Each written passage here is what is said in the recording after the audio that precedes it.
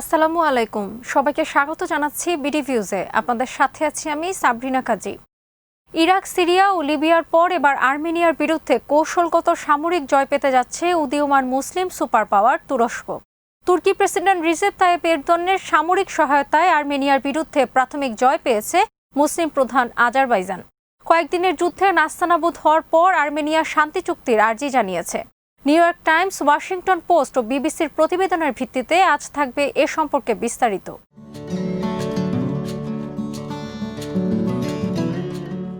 সেপ্টেম্বরের শেষ দিকে দক্ষিণ ককেশাস অঞ্চলে যখন পুনরায় যুদ্ধের দামামা বেজে উঠল, তখন বিশ্ব নেতাদের মধ্যে এরদোয়ানই প্রথম তাতে হস্তক্ষেপ করেন। তিনি তুরস্কের ঘনিষ্ঠ মিত্র আজারবাইজানকে সর্বাত্মক সমর্থন দেওয়ার ঘোষণা দেন। এরদোয়ান বলেন, আর্মেনিয়া আলোচনার মাধ্যমে সমস্যা সমাধানের চলমান উদ্যোগকে উপেক্ষা করেছে।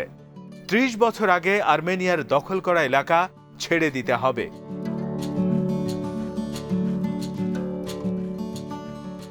এরদোয়ান বলেন, আজারবাইজানের ভূমিতে হামলা চালানোয় আমি আর্মেনিয়ার নিন্দা জানাই। তুরস্ক তার সমস্ত সামরিক সুবিধা এবং অন্তর দিয়ে বন্ধু ও ভ্রাতৃপ্রতিম আজারবাইজানের পাশে অব্যাহতভাবে দাঁড়াবে।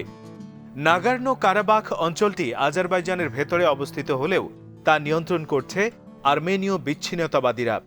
১৯৮০ দশকের শেষ দিকে অঞ্চলটির নিয়ন্ত্রণ নিয়ে আর্মেনিয়া ও আজারবাইজানের মধ্যে সংঘাত শুরু হয়। ১৯৯১ সালে সাবেক সোভিয়েত ইউনিয়নের পতনের মুহূর্তে সংঘর্ষ চূড়ান্ত আকার ধারণ করে। ১৯৯৪ সালে দুই পক্ষের মধ্যে যুদ্ধবিরতি প্রতিষ্ঠার আগ পর্যন্ত এই সংঘর্ষে ৩০,০০০ মানুষ নিহত হয়। তখন আজারবাইজান সামরিক শক্তিতে পিছিয়ে ছিল। তুরস্ক আজকের মতো শক্তিধর ছিল না।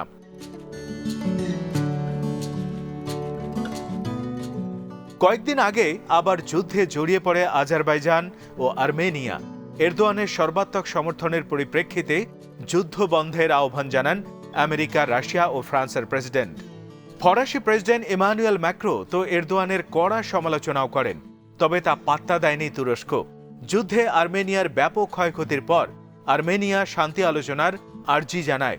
ততদিনে আর্মেনিয়ার দখলে থাকা বেশ কিছু এলাকা পুনর্দখল করে নিয়েছে আজারবাইজান।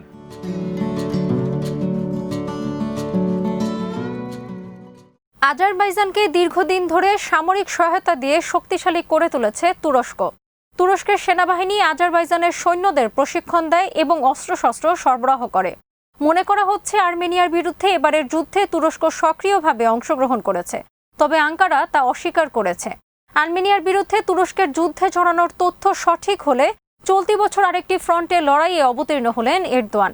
এর আগে তুরস্কের সেনারা রণতরী ও বিমান নিয়ে সিরিয়া ও লিবিয়ায় যুদ্ধ করেছে। এছাড়া ইরাকের কুর্দি বিদ্রোহীদের বিরুদ্ধে সামরিক অভিযান চালিয়েছে তুরস্ক।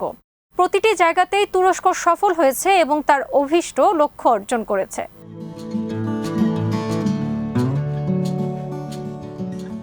এছাড়া ভূমধ্য সাগর ও কিছু অঞ্চলের উপর দাবি নিয়ে গ্রিস ও সাইপ্রাসের সঙ্গে বিরোধে জড়িয়ে পড়েছে তুরস্ক।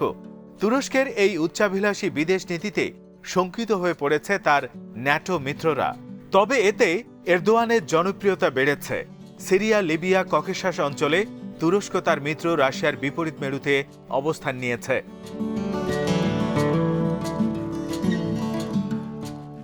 বিশ্লেষকরা বলছেন, এরদোয়ানের এই ক্রমবর্ধমান শক্তিমত্তা প্রদর্শনে সহায়ক হয়েছে পরিবর্তনশীল বিশ্ব ব্যবস্থা। এর মধ্যে রয়েছে আমেরিকার ক্রমক্ষয়িষ্ণু ভূমিকা, ইউরোপীয় ইউনিয়নের মধ্যে গভীর বিভাজন এবং তুরস্কের পাশেই সিরিয়ায় ভয়াবহ গৃহযুদ্ধ। এরদোয়ানের উদ্দেশ্য পূরণে সহায়ক হচ্ছে তার শক্তিশালী সামরিক বাহিনী। গত কয়েক দশক ধরে এই বাহিনীর আধুনিকায়ন করা হয়েছে। এরদোয়ানের এই গানবোট ডিপ্লোমেসি বা শক্তি প্রয়োগের কৌশল তাকে বৈশ্বিক শক্তিগুলোর কাতারে নিয়ে গেছে।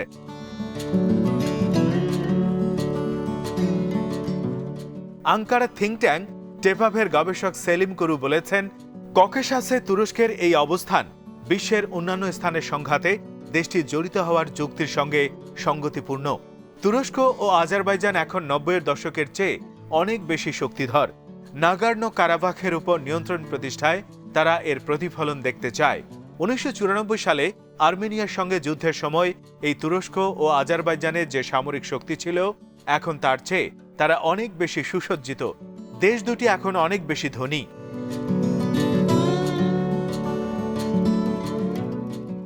ক্যালিফোর্নিয়ার নেভাল পোস্ট গ্র্যাজুয়েট স্কুলের অধ্যাপক রায়ান জিঞ্জেরাস বলেন, তুরস্কের এখন আরও বড় ভূমিকা রাখার সুযোগ এসেছে। ইরাকের কুর্দি বিদ্রোহী, সিরিয়ার সামরিক বাহিনী ও লিবিয়ার বিদ্রোহীদের বিরুদ্ধে তুরস্ক তার লক্ষ্য অর্জন করেছে, আর এটা করেছে বেশ জাঁকজমকের সঙ্গেই। এসব দেশে তুরস্কের সাফল্য দেশটির সেনাবাহিনীকে আরও সাহসী করে তুলেছে। অধ্যাপক রায়ান বলেন, তুরস্ক এই প্রবণতা অব্যাহত রাখবে। আঞ্চলিক শক্তিগুলোর বিরুদ্ধে তুরস্কের সামরিক শক্তি প্রয়োগের ধারাও চলতে থাকবে। এটা তুরস্কের নতুন যুগের সূচনা।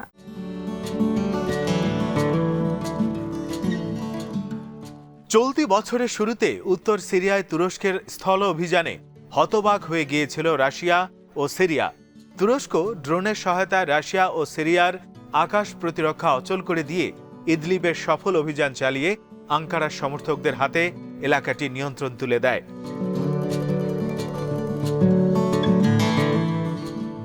এরপর মে মাসে লিবিয়ায় জাতিসংঘ সমর্থিত সরকারের সমর্থনে তুরস্ক সামরিক উপদেষ্টা অত্যাধুনিক ড্রোন ও সিরিয়ার যোদ্ধাদের পাঠায়।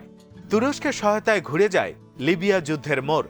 সেখানে সংযুক্ত আরব আমিরাত, সৌদি আরব, মিশর ও ফ্রান্সের সমর্থক খলিফা হাফতারের বাহিনী পিছু হটতে বাধ্য হয়।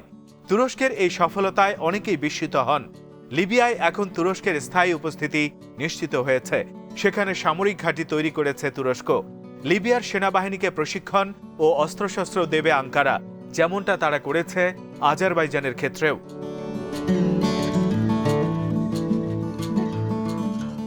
তুরস্কের শক্তিশালী নৌবাহিনী ভূমধ্য সাগরে শক্তিশালী উপস্থিতি নিশ্চিত করেছে। সম্প্রতি লিবিয়াগামী তুরস্কের নৌজাহাজকে বাধা দিতে চেয়েছিল ফ্রান্স। তুরস্কের নৌবাহিনী তাদের পদানত করে।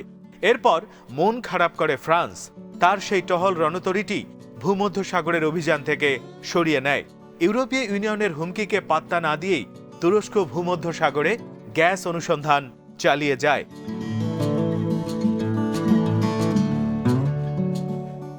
গত জুলাইয়ে আজারবাইজানের একজন জেনারেল ও কয়েকজন কর্মকর্তাকে ক্ষেপণাস্ত্র হামলা চালিয়ে হত্যা করে আর্মেনিয়া। এরপর দ্রুত আজারবাইজানের সহায়তায় এগিয়ে যায় তুরস্ক। তুরস্কের সাবেক জেনারেল ইসমাইল হাক্কি পেকিন বলেন, আজারবাইজান অনেকদিন ধরে আত্মবিশ্বাসের সংকটে ভুগছিল। এরপর তুরস্ক ড্রোন দিয়ে সহায়তা করে তাদের। ড্রোনের সহায়তায় আজারবাইজান সামরিক অভিযানে সফলতা পেয়েছে। জুলাইয়ের ওই হামলার পর তুরস্ক ও আজারবাইজান যৌথ সামরিক মহড়াও চালায়।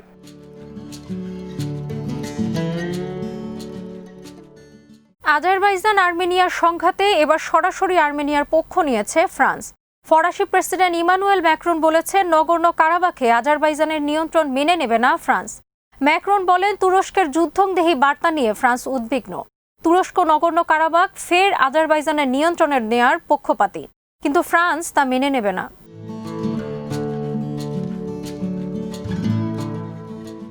এরপর নাগর্নো কারাবাখ অঞ্চলে যুদ্ধবিরতির আহ্বান জানায় ফ্রান্স, রাশিয়া ও যুক্তরাষ্ট্রের প্রেসিডেন্টরা। তবে এ তিন পরাশক্তির পদক্ষেপ প্রত্যাখ্যান করেছে তুরস্ক। তিন দেশের বিবৃতির পরেই তুর্কি পার্লামেন্টে প্রেসিডেন্ট রিসেপ তাইপ এরদোয়ান বলেন, যুক্তরাষ্ট্র, রাশিয়া ও ফ্রান্স প্রায় ৩০ বছর এই সমস্যাটিকে অবহেলা করেছে। এখন তাদের যুদ্ধবিরতির জন্য জড়িত হওয়া অগ্রহণযোগ্য। তিনি বলেন, আর্মেনিয়ার দখলদাররা নাগর্নো কারাবাখ থেকে সরে গেলেই স্থায়ী যুদ্ধবিরতি অর্জিত হতে পারে।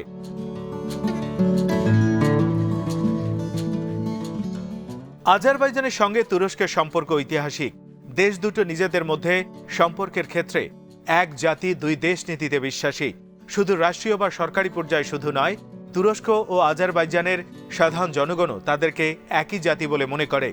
আজারবাইজানকে অর্থনৈতিক, কূটনৈতিক, এমনকি সামরিক যে কোনো ধরনের সমর্থন দেওয়ার জন্য তুরস্কের রাজনৈতিক দলগুলোর দিক থেকেও সরকারের উপর চাপ রয়েছে।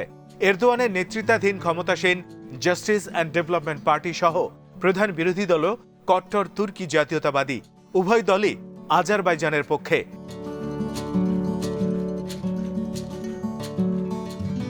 এরদোয়ানের এসব সামরিক উচ্চাভিলাষ নিয়ে দেশটির বিরোধী দলের মোটা দাগের সমর্থন রয়েছে। ন্যাটোর দ্বিতীয় বৃহত্তম শক্তিশালী সামরিক বাহিনী তুরস্কের। এরদোয়ান ক্ষমতা নেয়ার পর থেকেই তুরস্কের অভ্যন্তরীণ সামরিক শিল্প বিকশিত হতে শুরু করে। তারা এখন অত্যাধুনিক ড্রোন নিজেরাই তৈরি করছে। এরদোয়ানের জামাতা সেলজুক বেরাক্তার এই কোম্পানির মালিক। তুরস্ক এখন রণতরী ও অ্যাটাক হেলিকপ্টার তৈরি করে। আগামী 5 থেকে 10 বছরের মধ্যে তুরস্ক হালকা বিমানবাহী রণতরী তৈরি করবে, নির্মাণ করবে ফ্রিগেট। এসবই তৈরি হবে তুরস্কে। এসবের মাধ্যমে তুরস্ক গ্রিসকে যেমন ছাড়িয়ে যাবে, তেমনি ভূমধ্য সাগরেও তার শক্তিশালী উপস্থিতি নিশ্চিত করবে।